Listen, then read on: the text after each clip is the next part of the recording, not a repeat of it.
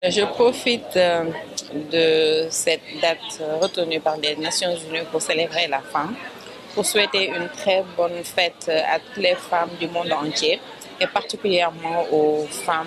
portuaires. C'est une journée qui nous est dédiée, qui consacre de belles conquêtes réalisées par nos devancières. Et j'invite toutes les femmes à se mobiliser pour d'autres conquêtes. Le thème retenu cette année par les Nations Unies s'intitule Penser équitablement, bâtir intelligemment, innover pour le changement. Au port, je pense qu'on a mis en place une nouvelle vision et nous comptons dans le cadre de la mise en œuvre de cette vision, vraiment de tenir compte de la femme. Bien qu'il y a des avancées quand même non négligeables, et nous profitons de cette occasion pour remercier le directeur général. Au port, comme vous le savez, c'est la première fois que nous avons eu une femme comme secrétaire général et d'autres femmes qui sont à des postes très stratégiques. Le directeur général l'a rappelé tantôt, donc nous le remercions pour ça et nous lui demandons d'en faire plus. Et aux femmes de se mobiliser vraiment pour conquérir d'autres conquêtes. C'est important, vu qu'on a remarqué que dans certains secteurs, notamment le secteur de la science, le secteur de la technologie, le secteur de l'ingénierie, les femmes sont sous-représentées.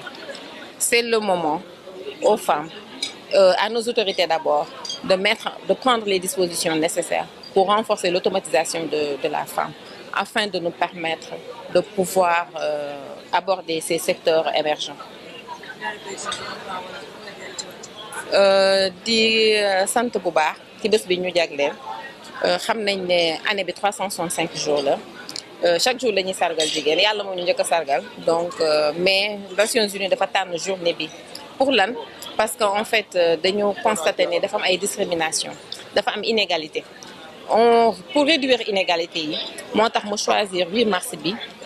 daal di koy jagleel jigéenu àdduna bi yëpp donc ma ciy profité di sargal jigéenu àdduna bi yëpp et plus particulièrement jigéenu portuaire di ci remercier directeur général ci jéego yi mu teg yi mu avancé ndax au port c'est la première fois que ñu am jigéen boo xam ne moom moo nekk secrétaire général du port c'est elle qui vient après moom mooy ñëw après le directeur général ak ay jigéen yoo xam ne dañu nekk ci ay postes yu stratégiques fii ci port autonome de Dakar donc ñu ngi ko ciy remercier xeebuñu nag mais dañ koy ñaan mu dolli et pour ñun jigéen ñi tamit war nañu jóg ci suñu bopp parce que lii ay ñu fi jiitu ñoo ko xeex ba mu am ñun tamit war nañoo mën a am lu ñu def pour mën a gagner yeneen xeex yeneen combat jéem a formé wu ci secteur yi nga xam que ne ñun dañ fa néew lu mel ni science lu mel ni technologie lu mel ni ingénierie donc war nañ mën a mobiliser wu autorités yi jàppale ñu formé wu ci secteur yooyu pour que mu mën a ñu mën a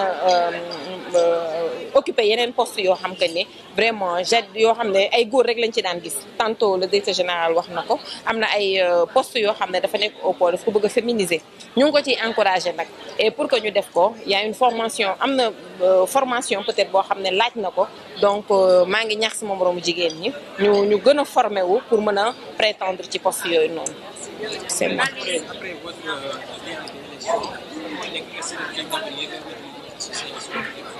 Voilà, Amicale des femmes c'est vrai que tey dañoo profité ci journée bi pour renouveler bureau bi yéen a ngi fi woon gis ngeen ne affaire yi jaar na ci yoon donc man dama remplir pour un deuxième mandat